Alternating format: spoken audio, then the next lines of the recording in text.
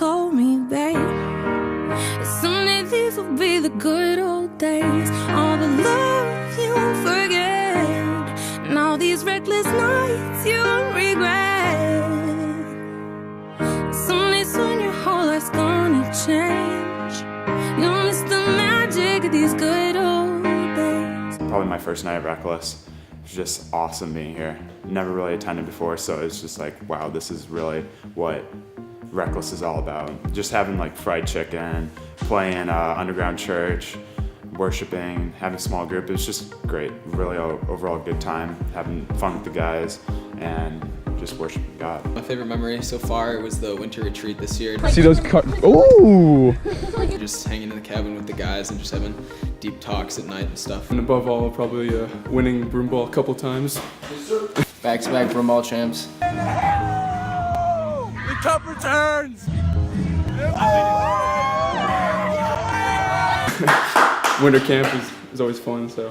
Every year that I went to the winter retreat, it was just such a fun time, spending time with friends, learning about God, the broom ball tournaments, and just the free hot chocolate. It was just always so much fun. On the bus coming home from the first winter camp I went to, which was 2017, and I was extremely anxious going into this because I knew practically nobody, and I was kind of having a miniature heart attack for most of the trip because of that.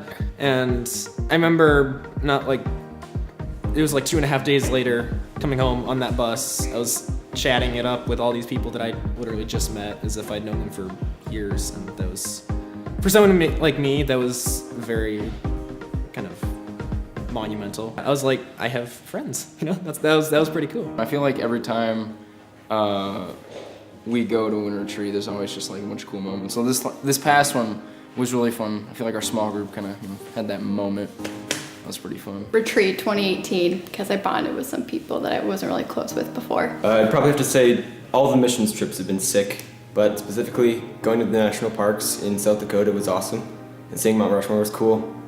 But David Fletcher threw up in the bus, so that wasn't cool, but other than that, it was good. Columbia, for sure. I mean, I low-key might have died a little bit there, but just getting to know everyone and really just building those connections that set the foundation for everything else, and it was super fun. All the missions trips that I went on, especially like the DR, I really enjoyed going to the DR and like all the kids there. There's just like a really special connection. It was just like a great week, and I loved it. Mission trips I went on, going to South Dakota my sophomore year, or freshman year, I think. And going to the Dominican Republic, and then going to Colombia last year was just really fun. One time when I was in the hospital, the seniors for that year, on their senior day, they came to visit me in the hospital. That was amazing. Like, I was so surprised.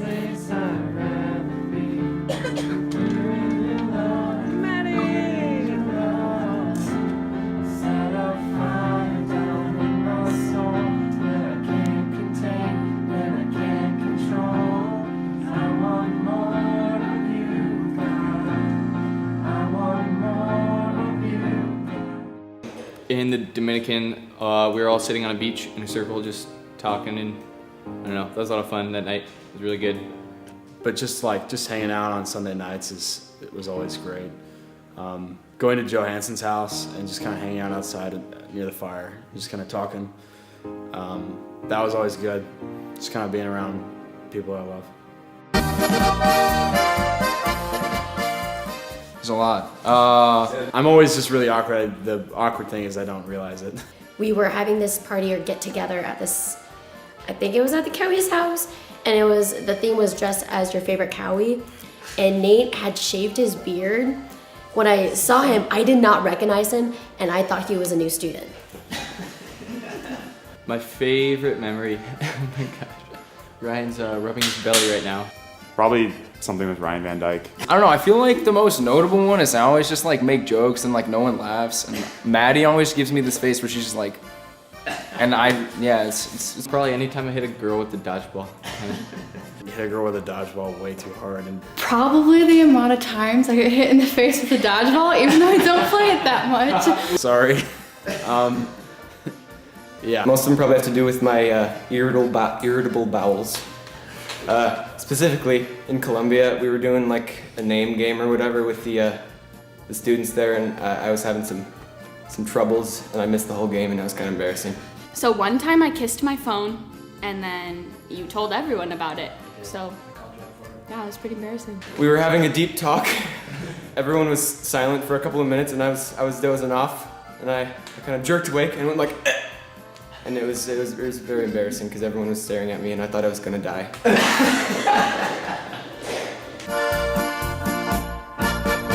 It's from my man Will Cole. He once said, very wisely, just because it's church doesn't mean there can't be violence. Just because it's church doesn't mean there can't be violence. Goes on my boy Ethan Ox. Guys, it's 8:30. It's a classic. Can't go wrong with that one. Peak. Nice. Yeah, peak. Come on. Quote, Randy RTI, what's your guide? Come on, come on, come on. When I said that.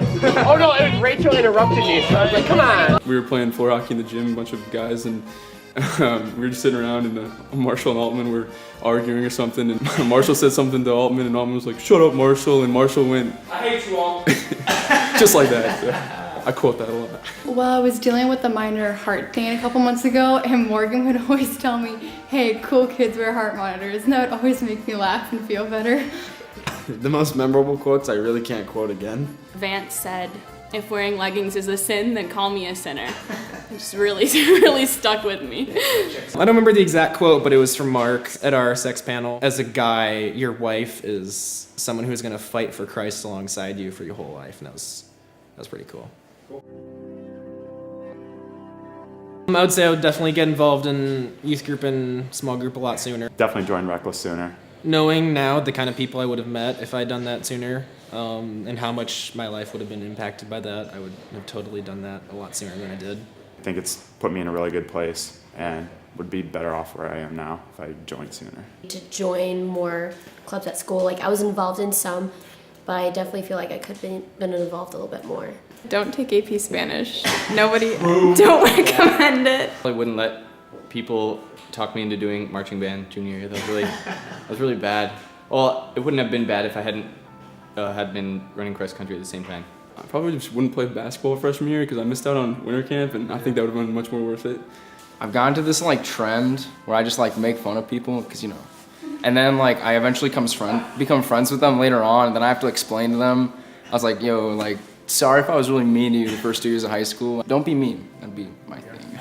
Since I'm homeschooled, there's not much I'd change, but for a youth group high school, I'd probably be more outgoing. Yeah. Definitely more missions trips, for sure. That'd be something that I would absolutely want to go back and do again. I kind of just liked doing what I had always done, and I had never done a missions trip, so I never was really pushed out of my comfort zone to try that. Quit football earlier because the coaches put me on D-line, and it hurts a lot. The boys on O-line are very large. I got a few B's, failed a few math tests, didn't do all my homework, but still got into honors college, and I would rather have spent that time just like doing things to get to know like who I am and who other people are than caring so much about school.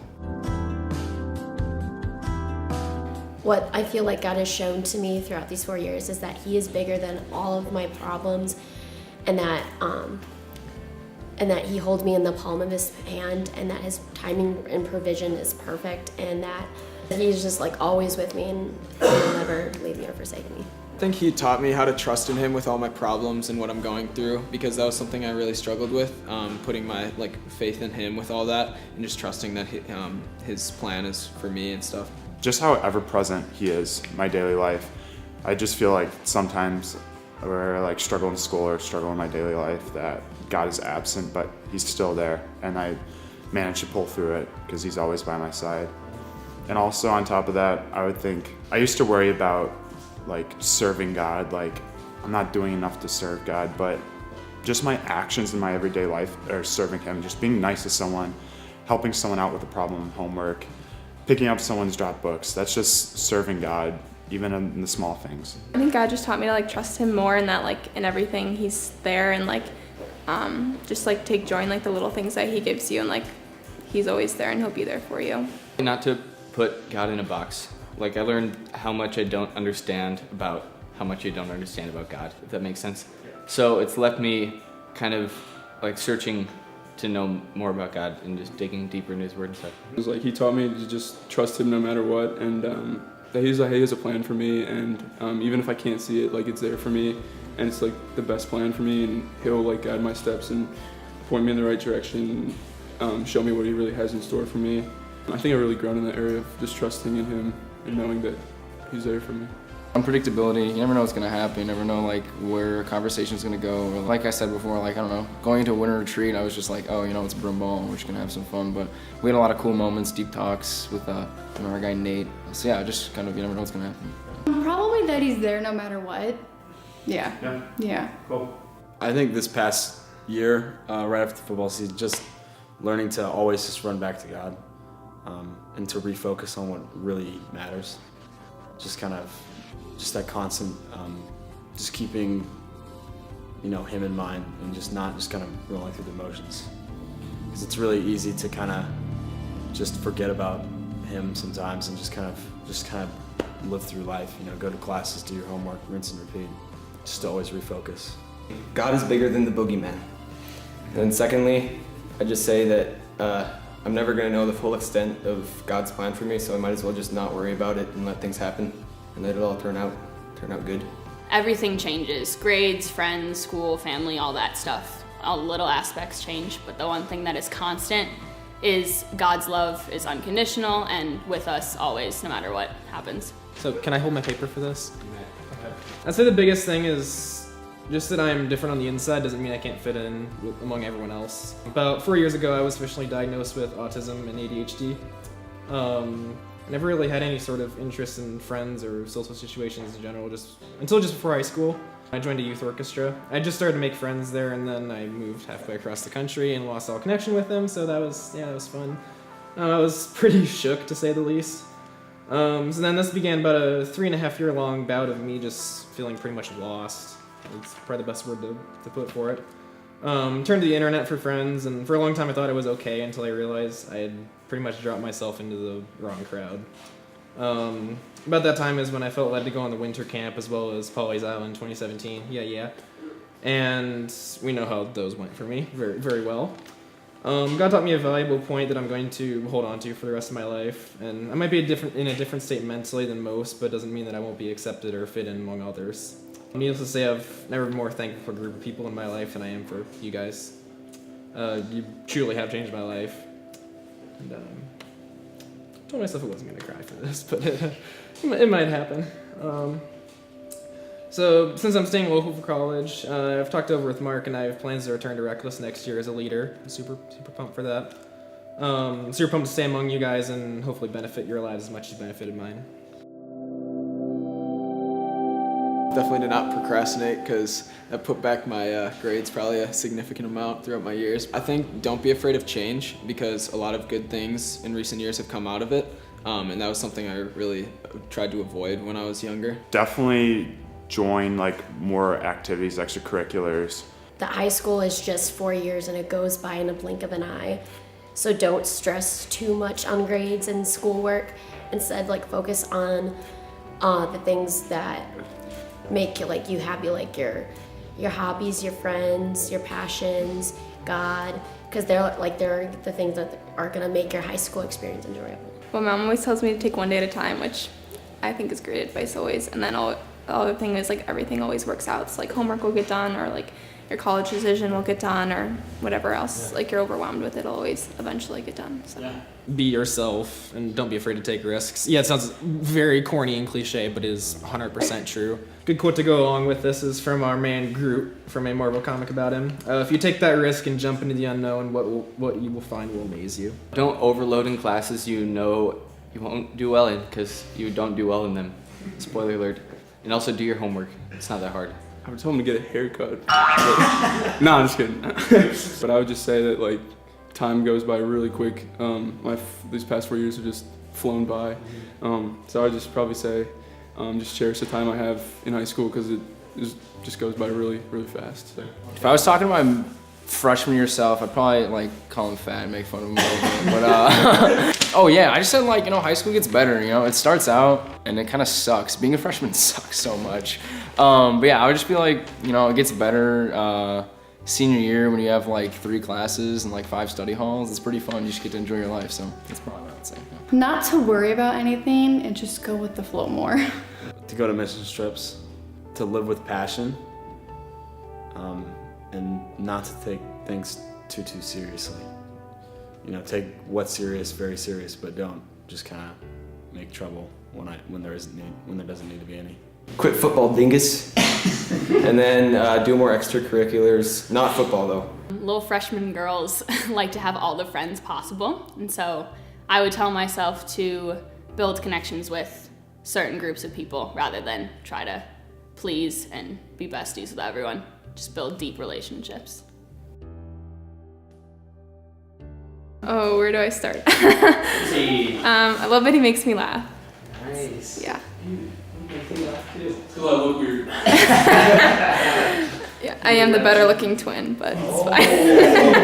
It's really cool having a twin. I think it's like different than having like a just normal sibling. We've like done everything together. Just like being in the same grade, we've gone through everything together. It's cool to have someone in your life like that, and it's really special to have her in my life.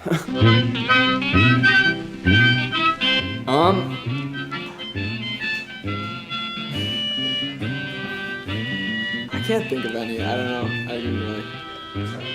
Wait, hold on. I don't wanna leave you hanging. His dad is really smart.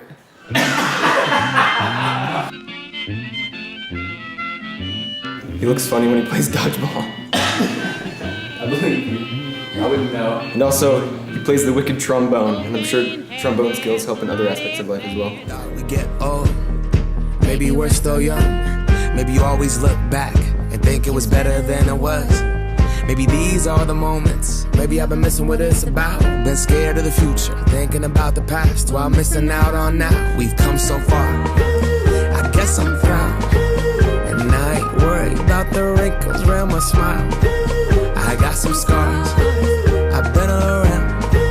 I felt some pain, I've seen some things, but I'm here now. Those good old days. You don't know what you got till it goes, till it's gone. You don't know what you got till it goes, till it's gone. I wish somebody would've told me, babe, someday these will be the good old days. All the love you won't forget, and all these reckless nights you won't regret. Someday soon your whole life's gonna change. You'll miss the magic of these good old days.